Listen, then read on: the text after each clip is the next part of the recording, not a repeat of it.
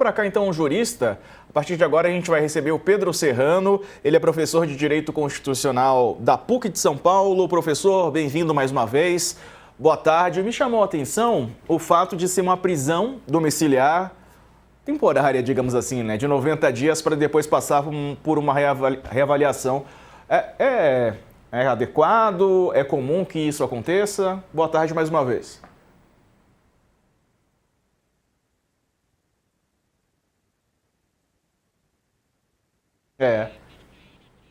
O microfone não está aberto. Acho que Está desligado. Vamos ver se o senhor consegue. Pronto, agora abriu. Agora sim, boa Agora tarde. abriu. Boa tarde, boa tarde a todos. Prazer imenso estar por aqui. O ponto de vista do direito da questão é muito singelo, eu diria, né? Quer dizer, se o ponto de vista médico for de que o ex-presidente Bolsonaro não teria condição de ter a sua saúde garantida, etc e tal, aprisionado mesmo com toda a assistência que tem, é correto dar prisão domiciliar para ele. Realmente é inusual uma prisão temporária, domiciliar temporária, mas não é ilegal, porque há uma regra básica no direito: quem pode o mais, pode o menos. Se você pode conceder prisão domiciliar por todo o tempo, você pode conceder por um tempo limitado, né? Então, a limitação aí não é o problema, né? Só se destacar a ausência de isonomia, né? Nós temos a terceira maior população aprisionada do mundo, mais de 700 mil aprisionados, gente em situação de saúde muito pior do que a do ex-presidente, que não recebe esse benefício. Mas isso não invalida o benefício dele se estiverem cumpridos esses pressupostos que eu falei, né? Me parece que estão, porque o Procurador-Geral da República solicitou a prisão domiciliar com base em pontos de vista médicos, né? Então me parece que há o cumprimento da formalidade da regra jurídica adequada para concessão. E foi dado em 90 dias porque ele parece que está numa situação atípica, estava com pneumonia nos 2 pulmões, etc e tal. Então é para ele passar a convalescer esse período e depois deve retornar ao aprisionamento. No plano político, é isso que o Ricardo falou, acho que não tem nem o que discutir, vai ser uma confusão o tempo inteiro aí, não tem a menor dúvida disso. Ah, sim. Couto. Doutor Serrano, boa tarde, obrigado pela entrevista. O que o senhor imagina que pode acontecer daqui para frente, o Bolsonaro em prisão domiciliar e a campanha pela anistia que continua aí, né? Eles não desistiram, não vão desistir nunca. E o fato dele agora estar em casa ajuda ou atrapalha? Porque enquanto ele estava preso, ele era um perseguido e tal. Agora a coisa mudou um pouco de figura. Como é que fica isso? Eu acho que depende de como for a conduta da execução da pena, né? Porque já que é um preso que está em situação excepcional, nada mais adequado do que forças excepcionais para garantir a ordem. Portanto, eu acho que a polícia tem que estar muito atenta, tem que usar da firmeza policial para evitar esse tipo de tumulto que você falou, né? E acho que tem que haver mais restrições a visitas, né? Eu acho que já que ele está em casa e estamos em plena campanha eleitoral, o correto seria limitar a visita à sua esposa. Acho que só, e aos advogados, né? Porque daí está em casa dele, e os médicos, óbvio, todo mundo, se for necessário a sua saúde, já está na casa dele, está confortável, né? Prisão sempre é incômoda, isso que a gente tem que entender.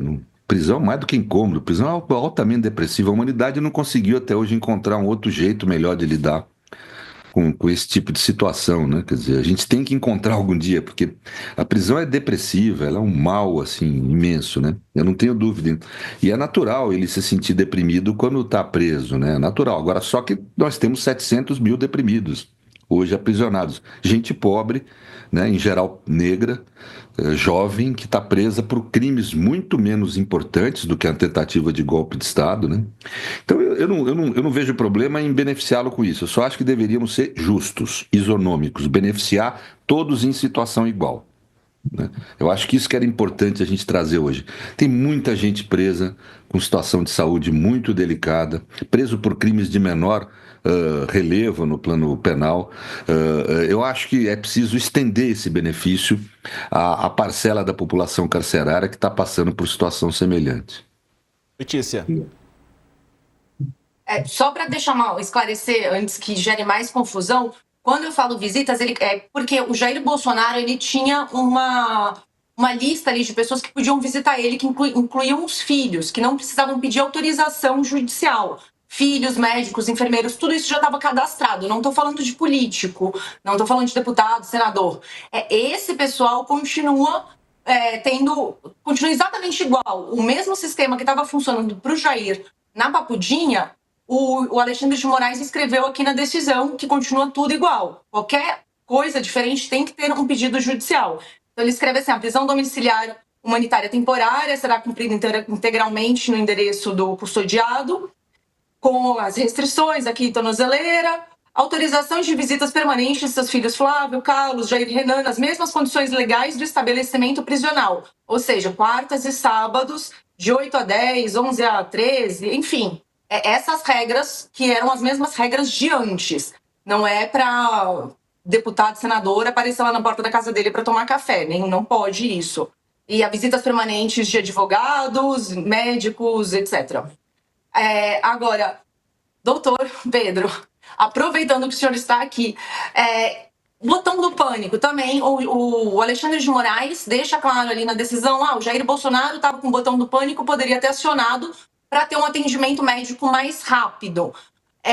Assim como a gente não está acostumado a ver prisão domiciliar humanitária de caráter temporário, é comum a gente ver botão do pânico com custodiados pelo Brasil, porque eu só conhecia esse sistema para mulheres que estão com medida protetiva contra ex, contra marido, etc. Queria saber um pouquinho mais como que funciona isso, se o senhor puder explicar. Eu não sou especialista em execução de pena, mas eu posso te garantir que os aprisionados em geral vivem em pânico, mas não tem botão nenhum. Isso não... Quem conhece um pouco a realidade do que é uma cadeia sabe exatamente o que eu estou dizendo. Não tem... Ele teve não só esse, mas diversos privilégios. Eu falo privilégio não porque não seja alguns deles direitos humanos dele, mas é que são direitos humanos que só eles são respeitados e não o resto da população. Por isso que eu insisto, eu acho que não dá para tratar um custodiado, um preso como é Bolsonaro, diferente dos demais.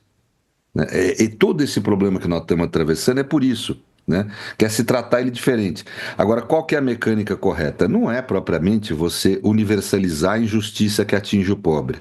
É você universalizar os direitos que o rico, que nem ele, tem. Né? Rico eu falo no sentido amplo, homem de elite, que nem ele tem. Então nós temos que estender esse benefício dele para outras pessoas da mesma condição. Né? Eu acho que o Supremo tem esse dever, né, de estender imediatamente a todos que estão na mesma condição. Eu acho que essa que é a realidade do país. Véio. Quer dizer, nós temos uma imensidão de presos com tuberculose grave. Recentemente teve um caso público de uma moça aqui no Sul que alegava que estava com câncer, não deixaram ela sair. Depois chegou-se à conclusão que ela estava presa injustamente, não tinha cometido. Ela foi libertada, morreu 1 mês e meio depois, pelo câncer que ela alegava e que foram contra ela ter benefício de poder se tratar externamente. Quer dizer, então há um descompasso imenso entre o tratamento que ele recebe e o resto da população. Eu não estou propondo que ele receba o tratamento injusto que a nossa população carcerária recebe. Eu estou propondo que a nossa população carcerária, o Supremo estenda essa medida a toda a população carcerária em situação semelhante e que cada juiz de execução realize a execução dessa forma. Felizmente, estamos muito distantes disso, né? A gente sabe que seria o ideal, mas a realidade, infelizmente, né, Dani, não é essa. Não é. Oi, doutor Pedro, muito bom contar com o senhor aqui de novo, nesse dia de bastante movimentação. Eu queria falar um pouquinho sobre o prazo, né? Essa prisão domiciliar com uma série de requisitos que Bolsonaro vai precisar cumprir.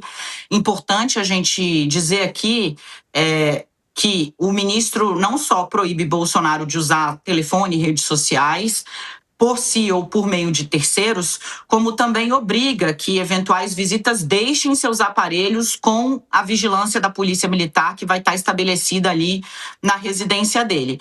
Me parece que a estipulação já de um prazo para reavaliação da domiciliar é uma sinalização muito clara, né, de que o ministro concede o benefício com uma série de condições, deixando já uma porta aberta para que, ainda que todas elas sejam cumpridas, o benefício fique preso por uma linha muito tênue. Eu queria um pouco da sua avaliação como advogado, né? Se o senhor recebe uma decisão dessa, me parece que o que o Supremo está dizendo aqui, o ministro relator, a rédea será curta, não vai ter tolerância com qualquer tipo de pisada fora do quadrado, ou das 4 linhas, para usar uma metáfora que o ex-presidente gostava muito. Parece que essa é a intenção do Supremo mesmo, né? Quando ele estipula um prazo, ele quer dizer o quê? O sujeito está numa situação excepcional, teve uma pneumonia dupla, teve internado na UTI, né? Na dúvida, é melhor beneficiá-lo com a prisão preventiva, mas por um período até ele se recuperar desse momento mais grave, né? Depois ele retorna à prisão. Eu acho que o temporário aí não é só rédea curta, não, é tempo certo. Tempo certo para ele se recuperar. Ele só tem um jeito de estender esse prazo, a meu ver. É haver uma comprovação médica de que ele está com um problema grave e que não pode retornar, né? E que as condições que ele teve no cárcere, mesmo que especial, não seriam suficientes para atendê-lo, né? Isso ele vai ter que rever isso daqui a 90 dias, né? Para verificar, né? Mas, em princípio, quer dizer que não é um rédea curta, não. 90 dias ele retorna ao cárcere. Dani, você tem mais uma? Sarza, diga. Está indo não, do assunto. é que chegou só um pouquinho, Cocho. Diga lá. Desculpa, querida, é que chegou uma nota do líder da oposição no Senado e coordenador da campanha do Flávio Bolsonaro, o senador Rogério Marinho. Eu queria trazer aqui para vocês. Posso, Sarza, rapidamente? Claro, por favor. É a primeira manifestação aí de alguém. Obrigada. A concessão da prisão domiciliar ao presidente Jair Bolsonaro é, no máximo, um reconhecimento tardio de uma medida que deveria ter sido adotada há muito tempo, se fosse qualquer outro cidadão nas mesmas condições. Ao impor um prazo de 90 dias, o ministro Alexandre de Moraes ignora seus próprios precedentes e escancara o tratamento desigual. No caso de Fernando Collor, não houve essa limitação. Fica evidente que Bolsonaro está sendo tratado como refém, com sua execução penal usada para intimidar seu grupo político. Não bastasse a condenação por um crime impossível, fruto de um julgamento político que atropelou direitos e garantias desde o início, a perseguição continua. Bolsonaro é alvo por suas opiniões e pela força política que representa. Segue o líder Rogério Marinho, de novo coordenador da campanha de Flávio Bolsonaro. Diferente de Lula, aqui seguindo ipsis literis, como está escrito, condenado por corrupção, Bolsonaro não responde por desvio de recursos públicos, mas por uma narrativa construída para afastá-lo da vida pública.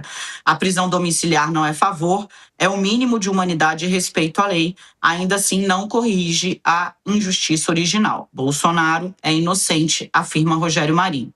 A lei precisa valer para todos, o Brasil não pode seguir refém de decisões que corroem sua segurança jurídica e confiança nas instituições. Sem autocontenção do judiciário, resta ao povo eleger em 26 um Congresso com coragem para restaurar a separação dos poderes e conter os abusos de um Supremo que se afasta de sua função constitucional. O país precisa voltar à normalidade democrática, onde divergência não é crime e justiça não é instrumento de perseguição. Uma nota dura, mesmo com a concessão da prisão domiciliar, que Sarza repete aí alguns dos mantras da oposição, inclusive rejeitando que o que houve no 8 de janeiro foi fruto de uma longa construção, inclusive com visita do então candidato a vice de Bolsonaro, ex-ministro da Casa Civil, general Walter Souza Braga Neto, a um acampamento abertamente golpista, que foi usado para a construção, inclusive, de artefatos explosivos, utilizados dentro das dependências do Congresso Nacional, onde está sentado o líder da oposição, Rogério Marinho, contra os policiais legislativos do Senado, que estes sim apanharam muito, mais até do que os policiais legislativos da Câmara, e que quase matou uma policial militar que foi jogada de 8 metros de altura no vão do Congresso Nacional enquanto tentava conter aquela horda golpista. De todo modo, está aqui a posição política do senador, a gente traz aqui para vocês. Verdade, né? E chega a ser até ser curioso ele falar sobre desigualdade de tratamento diante de tudo que o professor Pedro Serrano expôs para a gente agora. Mas, Couto, você ia fazer uma pergunta. Mudando um pouco de assunto, deixando o Bolsonaro de lado, nós temos mais um embate nesse momento entre poderes, entre o Congresso e o Judiciário. o ministro André Mendonça, ele obrigou, deu ordem para continuar a CPMI do INSS. O presidente do Senado e do Congresso, Davi Alcolumbre, não aceita isso. Como é que o senhor está vendo esses debates permanentes, constantes, dos três poderes? Em algum outro momento já tivemos situações no Brasil desse tipo? E como é que o senhor vê daqui até a eleição o cenário jurídico e político do Brasil nesse momento? Realmente é um momento que há um conflito entre poderes, entre instituições, há tensões, né? Mas, em geral, eu creio que o abuso maior vem da política, para ser objetivo, vem do legislativo. O legislativo deseja ter não ser um poder da República, mas um poder imperial.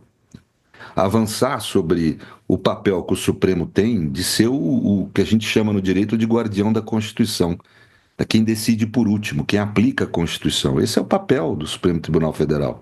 Não é abuso, é democracia constitucional. É uma conquista do pós-guerra. A vida depois da ascensão do nazifascismo, onde as maiorias instauraram um regime absolutamente desumano e referência em termos históricos como Estado totalmente totalitário. Portanto, é uma construção humana isso, clássica, antiga, né? Reporta 2.500 anos atrás, governo de Cristênis, da democracia grega, governo da isonomia, né? Portanto, não é nada... Isso aí, o que não tem cabimento é querer um presidente do Senado, seja quem for, querer desobedecer a ordem judicial. Se há um equívoco na ordem judicial, recorra, faça como qualquer outro cidadão. Qualquer um de nós que receber uma ordem judicial é obrigado a obedecer, não tem outro caminho senão recorrer. É como se produz, né, na ordem democrática. Há democracia, mas há uma ordem, né? Democracia não é anarquia, né? Portanto, o que há é uma pretensão, na realidade, eu acho que não é só no Brasil, é no mundo, de se descredenciar os judiciários. Mesmo a ditadura nazista não conseguiu existir sem no interior do estado de exceção, uma dimensão normativa, né? Porque o capitalismo, para se reproduzir, precisa de contrato causa divergência, precisa de juiz, precisa de direito penal, precisa de direito de sucessão, etc. Então, sem judiciário eles não ficam, mas eles querem instrumentalizar o judiciário, como é clássico isso na extrema-direita, querem dominar o judiciário. E o judiciário aqui no Brasil tem resistido a isso. Óbvio que existem equívocos? Existem. São seres humanos ali, equívoco a toda hora. O problema é a natureza da crítica. A crítica quer criticar o equívoco para melhorar ou para destruir? Carl Schmitt, um antigo constitucionalista e muito conhecido, fez a crítica dele à democracia parlamentar de então, não para melhorar a democracia. Fez críticas que todo mundo aqui talvez aceitasse, mas para destruir a democracia. Nós temos que aceitar as críticas republicanas ao judiciário, que procuram melhorar o judiciário, mas não aceitar a destruição do judiciário, como ele está posto. Não dá para aceitar, porque isso é o fim, não só da democracia, como da civilidade no Brasil. É isso aí. Pedro Serrano, professor de Direito Constitucional da PUC. Obrigado por nos atender, professor. Um abraço. Muito obrigado. Até logo. Valeu.